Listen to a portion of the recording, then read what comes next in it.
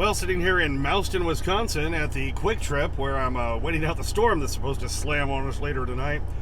And I'm doing a 34 here, so it could be interesting. So it's the calm before the storm. Also, first part of probably what's going to be 2 or 3 parts of my recommendations of products I've bought and used and that I recommend for inside the truck and all around the truck. Yeah, we're going to do everything from electronics to tires, headsets, GPSs, dash cams, and all that. So like I say, it's probably going to have to be like about 3 different parts to this one. So we'll try to do that first part tonight. Also, of course, Rusty and more on this episode of The Clutch Trucker Channel. Clutch Trucker, filmed before a live and fuzzy studio audience. Yep, that's Rusty, the world-famous meatball dog. Hey YouTube, Clutch Trucker here. Thanks for tuning in to another edition of the Clutch Trucker Channel. All right, boy, it was cold last night and today. I was in Plankinton, South Dakota, is where I made it after I delivered in Miles City, Montana. If you remember, that's, I think, the last video I did. I was in Hot Springs. Went up to Miles City, delivered my feed on Tuesday, then went over and got a free shower, by the way. Truckers Zip Trip in Miles City, Montana. Don't go to the Pilot over there, the town pump. Go to the Zip Trip. They give all truckers free showers regardless if you fuel or not. I know. I just went in, I figured out it was probably going to be 10, 15 bucks, and so yeah, I want to get a shower. He said, "Are you a truck driver?" I said, "Yep." He just hands me a key. I'm like, this is cool. Afterwards, I said, "Are you sure you don't want me to pay for that?" He said, "Nope, we give free showers to all truckers, whether you fuel or not." I was like, awesome. Zip Trip, Miles City, Montana. So there you go. So then Wednesday, drove down to Colony, Wyoming, picked up the kitty litter, which is what I got back in the trailer right now. And the thing is, that doesn't deliver until Saturday morning over in Beaver Dam, Wisconsin. So I drove half the drive to Plankinton, South Dakota yesterday, and then today made it over all the way over here to Mouston, Wisconsin, to this Quick Trip. Let me show you what it looks like. All right, so here is the calm before the storm here at the Quick Trip in Mouston, Wisconsin. You can see all the snow they've had to pile up from recent snows. I'm parked strategically because there's the only flat area where there would be grass if there were snow over it. So this is someplace for Rusty. This looks like it might be a spot, but actually it curves back to the trees. Thing in the back, so really nobody should park there. Some moron may try. But since I'm going to be here for 34 hours, try to get about as flat a spot as I could, and one where I can't get blocked when I need to leave Saturday morning. What do you think? Yeah, so who knows what this... You know, you go on the Weather Channel app, and of course, you know, there's death and blood and blah, you know, blizzard warning, 8 to 15 inches, you know, it's going to be raining dogs and pigs, and, you know, I mean, they always over-exaggerate it, but, you know, it might be pretty bad, and it's all supposed to start late tonight, early tomorrow morning, pretty much snow all day Friday, and then Saturday then is when the temperatures really start dropping. Like I say, over in South Dakota, it was like, you know, 10 degrees, felt like -6 when I left there this afternoon. And here, it's like 27 degrees. Not bad at all. And it's not supposed to drop here until Saturday morning. And that's when I got to go deliver at the Walmart and then go pick up the kitty litter to get me back home to Cheyenne again. What do you think? So, I didn't say the date, by the way, because today is, what is it? It is the 11th? Yeah. So this is Thursday the 11th here. And this is one of the things I'll be talking about, is a great watch for truck drivers. So I thought, since I'm going to be doing a 34 reset here, let's go ahead and do at least what will be part 1 of Clutch Trucker recommendations. So I thought we'd start with the inside of the truck. Stuff I use on a daily basis here inside the truck, because every trucker should have a dash cam. Every trucker should probably have a trucking GPS. You don't have to have that, but I like it because I am a big planner, all right? And there's a few other gadgets in here and a few other electronics like watches that I recommend. So I figured this is a good time for me to get into all that. So let's dive in. All right, first off, quick background. For those of you who might be new to the channel because of this video right here, where I'm talking about truck gadgets and things that will make your life easier that I recommend. The reason you can trust this is because I've been a truck driver for almost 14 years now. 2010 was the first year I started driving. I was in radio for over 20 years before that. My wife and I even owned a radio station in Douglas, Wyoming for a little while. KYOD 100 FM. Anyway, so this is coming from years of experience. All right, so we're going to talk about, like I say, the GPSs, the dash cams, and stuff like that. So first off, a lot of people always ask me in the comments, what GPS am I using? And I've done a couple of reviews on these over the years. Currently, I'm using the Garmin OTR 1010. The 810 is exactly like it, but about $200 cheaper. So if you can deal with a little bit smaller one, I'd had the 1000 before. That's why I didn't want to shrink down to the 810. But not too long ago, I did a full review, it's like 30 minutes long, where I show how to use the damn thing, all of its pros and cons, why I like Garmin GPSs over the Rand McNally's. I've tried the Rand McNally's and they kept breaking on me. None of them lasted very long. The Garmin's are made tougher. They've always lasted for me. They have a few things I don't like they don't have as many trucking locations as the Rand McNally's do. But overall, I do like the Garmin GPSs better. They're more intuitive. They're easier to use. They're easy to, just pull up a quick trip. The main thing I like to do, I build trips ahead of time. Once I'm booking a load, or if I've already booked a load, I like to plan out my whole trip in advance. My partner Elliot, he's kind of more of a fly-by-night kind of guy, and he doesn't plan as much ahead as I do. But I like to know exactly where I'm going to be. So that's what I really like the best about the Garmin. And are they worth the money? No, they're too expensive. So if you're going to buy a Garmin GPS, try to rack up as much points as you can through whatever program you mainly use. I mainly use TA Petro points. When I bought my OTR 1010, I think I used like $450 worth of points, so I didn't have to pay as much in cash. So, all right, Garmin OTR 1010, that is my recommended GPS. Moving on. Second biggest question I always get in the comments, which dash cam am I using? Because if you've watched a lot of my videos, a lot of times I'm showing road video while I then have my phone just aimed at me so I can do a little, put myself up in the corner and talk while I'm going down the road. So over the years, again, dash cams were the bane of my existence for a long time. I've tried them all, believe me, all the brands. Oh, and let me just revert real quick back to the GPSs. I started driving a truck so long ago, I had a Cobra GPS when they still made them. They don't even make them anymore. Anyway, okay, so back to the dash cams. I've tried the Rand McNally's. They always broke on me. Again, they wouldn't last long. I've tried a Cobra dash cam. Again, broke on me. I've tried Uniden. I've tried a lot of the Garmin's. I like Garmin GPSs, but Garmin dash cams are crap. And I don't, like I say, I don't say that lightly. I like the Garmin GPSs, but they can't make a dash cam to save their life.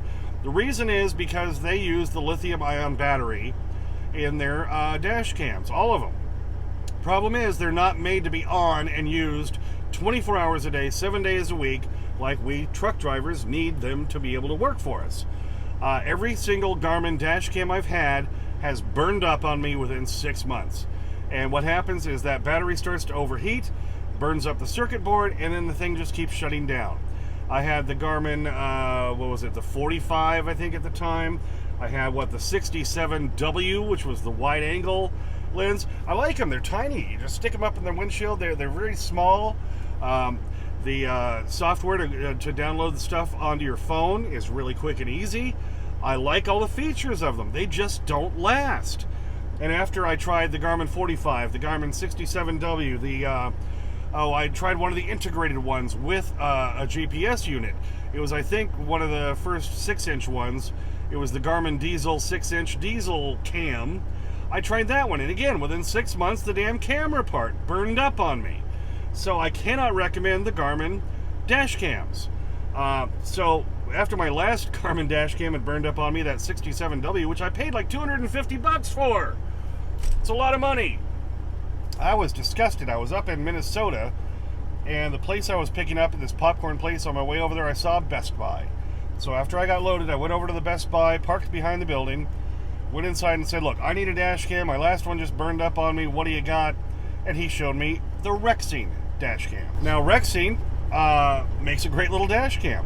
The first one I bought is the V1. At the time, it was called, I think, just the V1, the Rexing V1. It is now referred to as the V1 Basic, and you can get it as low as $44 off Amazon right now. Its normal price is like $49. I still have it. It's up in my windshield right over here. I keep it as a backup. Also because it has the time-lapse feature on it, which my newer Rexine does not. So if I'm going to do some time-lapse video, you can set that to record that way, and that's really cool. Like I say, 49 bucks. Now, if you wanted to record your location and speed, you do have to pay for the extra plug-in GPS locator, which is about $29. So that brings it up to, what, 50, 80 bucks, okay? But still, a great deal. And it's a quality dash cam. And like, I've had this one up in the windshield for now probably about 4 years now, and it's still working. I upgraded about 2 years ago to the, I tried a different one first, a Rexine one that they had, but it's made more for a car. And the problem is the mount on it was an angled mount, was only good for those the steeper sloped windshields that are on cars. And I couldn't get it to work right in my truck, and plus it would only save things in, I think, 1 minute increments, and I'm like, no, I need more options than that. So I basically just got the upgraded version of the V1, what they now call the V1 Basic, which is the V1 GW, I believe. I'll put a picture of it and everything up here. And it was $99. I think actually I bought it for $89 off the Rexine website on sale. But it's generally about 90 bucks, 100 bucks. And it's got the built-in GPS, so it'll automatically log your location and your speed. And drivers, you want to have that as a truck driver, so that if anybody ever does some stupid crap in front of you and makes you crash into them or whatever, you've got proof of how, you know, you can say, look, I wasn't speeding, here's where I was, here's everything. And now the Rexine dash cams, they have an app, which I don't really like their app. It's not very good at downloading the videos. It's kind of slow. But there's one that you can also use called Timacam, Timacam, which I use to download them, and you can download them to your phone that way. I found the fastest way is just to use a little dongle. What did he say? Don't touch my dongle. All right, now, one of these little things. This is just so you can put in your micro SD card into that little slot right there. It'll even take, this one will even take the big ones. Whenever I buy a new micro SD card, you know, you have this thing so you can still put it into computers and stuff. See, that'll even fit in there in the big slot. Well, probably if I put it in correctly, whichever way it needs to go in, which I can't seem to do right now. Believe me, it does work. Anyway, so this is what I use. I just take the SD card right out of the dash cam, put it in this. I've got an Apple phone. I plug it in with the lightning cable right there, lightning plug, and transfer them to my phone in just a matter of seconds. So that's how I transfer everything to my phone to make my videos, and it works great. So this new one, the V1 GW 4K, by the way, is what it is. 4K resolution, where my old one was only the 1080p. The 4K is the 2150p or whatever it is. Got great resolution. The Rexines have great resolution, great nighttime resolution. They're small, and the way they fit up into a trucker windshield, they're kind of wedge shaped. So the screen is actually just at the right angle for you to see. If you need to save videos, you just hit the OK button. It saves it. It keeps looping over stuff otherwise outside of that and re-recording over it. But if you hit the OK button to save it, it saves it. It's a beautiful thing, and they're cheap. And they last. So if you want a cheap dash cam that's going to work for you and going to last, go Rexine. All right, quick side note for those of you who might do your own trucking videos and so forth. Here's what I use to make my videos, okay? Kind of hard to see it right now because there's not a lot of light over there because that's my light. That's a little light thing I got from Walmart from, I think it's Bauer Products, something like that. I'll put the little picture of it and everything there. Just a little mini tripod with a light on it, and you can even stick your phone into this section of it. I don't tend to use it for that, just mainly use it for the light. And then it has a cold shoe mount, which I use for this, which is the Movo, you can see right there, MOVO microphone. Really good microphone. It plugs into my lightning plug on my phone, so I get better audio off of that while I'm either going down the road or making the videos. So there's some electronics. That's how I make my videos. Also got to show this right here. This is a Scosche mount. All right, I have it put on with that double-sided Velcro stuff that I really like from 3M because that way I can pull it off if I need to. But this is a magnet. It's basically a magnetic plate, okay? And then I have on the back side of my phone, and I'll show you on this one here because I have another phone in the truck. This is 12 mini, and the only reason I have it is for my e-logs, okay? That's the only purpose it serves. But I have it mounted on a Scosche mount. See right there. And on the back, you can see there's just a little metal plate. Now, I've had to glue it down to the case because it did come off after a little while. But just have this little metal plate, very thin, on the back of your case. You can see just pop right up there, and it's on my dash. So my E-Log is always within view right there, where I can change things if I need to. My other mount is right there, and that's where this phone sits. So I go chunk, and it sits right down there on that. And those are the Scoche. You can see the big S on there. SCOCHE. And you can get those at Walmart for like 20 bucks. And they come with a few of those extra little plates for the back, so you can put them on different phones. Okay, next big topic for truckers, headsets. We all have to have them because DOT will fine you, what is it, something ridiculous like $2,700 if you're caught driving down the road holding your phone out here, like holding your phone, or having it up to your ear, or using the speakerphone. We got to have these. All right, but there's no reason to pay hundreds and hundreds of dollars for a decent headset. Believe me, again, over my 14 years, I've had a lot of them. I've tried a lot of them. I've tried a lot of off-brands, a lot of main brands, but my favorite, Blue Tiger. That's what I've got right now. This is the Blue Tiger USA edition. See, it's got the red and white stripes up here and all the stars and all that. And it is one of the lightest headsets I've ever used. This thing is the Blue Tiger Elite Ultra USA edition. It was on sale for $99 when I bought it last. Now, I had tried one of their newer headsets. Blue Tiger had one called the Storm. I tried that one. Again, it was only $99. It was good overall. I liked the sound quality. Some people even said in my main review of that, which wasn't that long ago, just go scroll down a little bit, you'll find that all about that one. It's just because it was a bigger cup than this one is, I'm used to this one, okay? And it would fit more all the way around my ear, so it felt like my ear was always wanting to pop. I think it was a little too much for me, but if you're coming from a Blue Parrot, that's the way the Blue Parrots are made. You'll probably really like the Blue Tiger Storm. So Blue Tiger headsets, in general, to me, so much better than the Blue Parrot products. Definitely better than, what else have I tried? I've tried a Plantronics. I've tried a couple of off-brands. I think a Road King one I got at a Pilot one time years ago. I haven't liked any of them. The Blue Parrots, the best. They're so light, super light, and, they're comfortable. I can wear them all day. The Blue Parrots always pinch my head. Don't like that. Look, you can switch this around so you can put it on your other ear if you want to. These are simple, basic, work well, lightweight, fantastic headsets, and they're cheap. Again, like the Rexines, $100.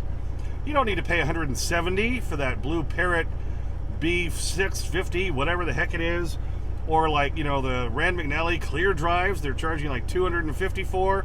And again, sorry Garmin, but I'm not paying $250 to $300 for your new headset. Sorry, I don't think it's going to be that much better. Blue Tigers, cheaper, work great. Again, I bought this one with points. I bought the Storm with points, and then I didn't like the Storm, so I exchanged it for this one, which is exactly like the one I used to have. I just used to have the all-black version, the Blue Tiger Elite Ultra. Caveat, do not get the Blue Tiger Elite Ultra 2.0.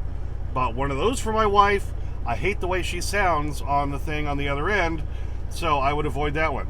But the Blue Tiger Elite Ultra and the USA version that I have here, again, right now, or at least recently, they were on sale for $99. Also, they do make a version with a second ear pad. So if you want one that you can then, when you're not driving and back in your bunk listening to music or watching videos, they make the Elite Ultra. I think they call it just the Plus, okay? But again, don't get the newest version of that. Get the little older one. I had that at one point. I just found I never really used the second cup. But Blue Tiger, best headset for truckers. Okay, I'm a watch guy. I like watches. I always have. And I go through them quite a bit because I abuse the hell out of them. I've tried, a few years ago, I tried some Timex. I even did some reviews. Go scroll deep, you'll find stuff about that. But I've got two current watches that are my favorite for a truck driver. Because what I need in a watch is I need to have multiple time zones that I can switch to easily. I need a backlight. It can be either digital or analog. I prefer, it has a little bit of both. But one thing I've found is I found these Casio G-Shock watches, which are tougher. You can bang them around. These are the G-Shock Solars. And there's two that I have, and I use both of them all the time. And I'm a big fan of these watches. Like I say, switch time zones easily. The other thing I need in a watch, I need to see the day and date and time all on the display all the time. Because, you know, with our job, our flipping our schedules over constantly. I'll wake up in the middle of the day or the middle of the night. I got to look at my watch. What date is it? What time is it? What day is it? I want to have it all right there on my watch. So I found these two Casio G-Shocks to be my favorite. Before I show them to you, let me just say, a lot of people, of course, now use Apple Watches. I almost got one. Got one for my wife. She's a teacher. But worked really good for her because she was away from her phone a lot.